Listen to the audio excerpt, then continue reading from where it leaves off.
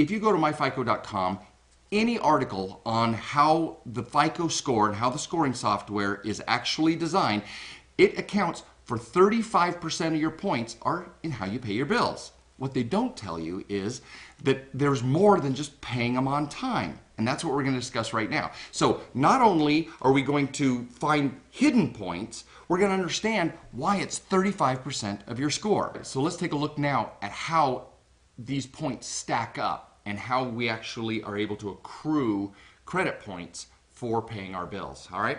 Number one, you get a certain number of points for paying on time. That seems intuitive and not too difficult to understand. One exception to that is the secured cards. If part of your program is getting a secured Visa or MasterCard on your credit profile, you have to pay it on that date, because if you don't, you lose any of the payments that you've made on time towards the credit of getting it unsecured, that 12 to 18 months we talked about. If you miss, you start back at zero. So it's essential that you pay it at least on time or before.